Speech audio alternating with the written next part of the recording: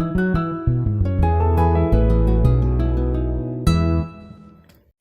I wanted to give you guys some protein options for post-op, anywhere from being around 2 to 4 weeks out from surgery to 2 years out, and we'll kind of make the differentiation here as we go. But let's start with the string cheese, or just any kind of single package cheeses. This is about an ounce, and it ranges anywhere from 5 to 8 grams of protein. You don't have to get the fat-free. If it doesn't melt in the microwave, I think it's weird. But these are great options.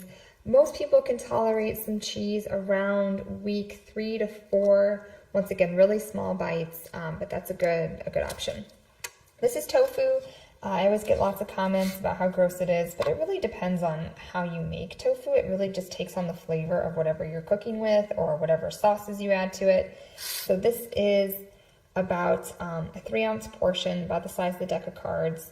Once again, it doesn't look the most appetizing, but it really just depends on what you flavor it with. I always add this to some steamed vegetables, put some kind of sauce on it, marinade, teriyaki, and it's actually pretty good. My kids love it. So just kind of depends on what you do with it.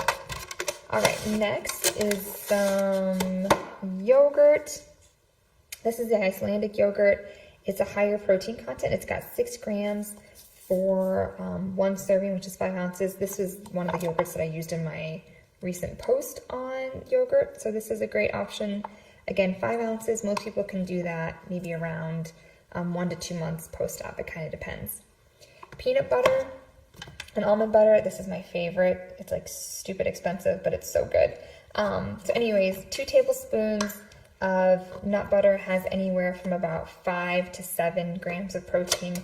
Most of them will be closer to that 7 grams. So if you have a hard time with nut butters because they can be really dry, especially after surgery, add a tablespoon of either one, whichever you like, and melt it in the microwave for anywhere from like 10 to 15 seconds, and add a tablespoon of yogurt to it, and it makes it creamier and it's a lot easier to get down, and it's a good serving of protein, anywhere from 4 to 6 grams in a little bit over a tablespoon, like 2 tablespoons. So it's a nice, easy, quick way to get some protein in when you're sick of those protein powders and drinks and everything else. Next, I've got some refried beans. These are black beans, but you can do any kind of refried bean. Do look for a vegetarian or low-fat option. As you can see, this only has 1 gram of fat and 8 grams of protein for a half of a cup.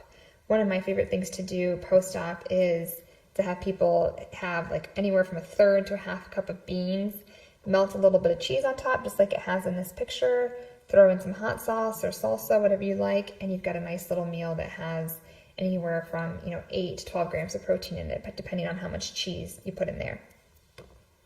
And last, another little thing that I like is kefir. If you've never had this before, it basically tastes like yogurt that's just kind of thinned out a little bit. This is really good to help those probiotics in your body, help that good gut function and health. And this is a pretty good protein source as well. A serving is 1 cup.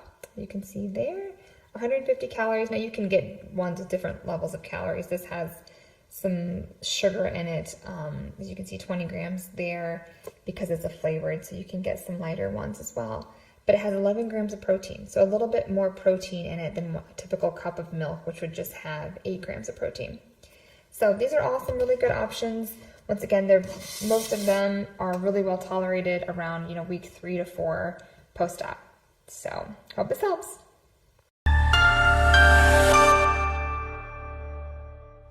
Got questions?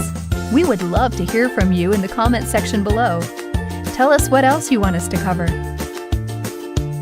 And do not forget to share and like this video.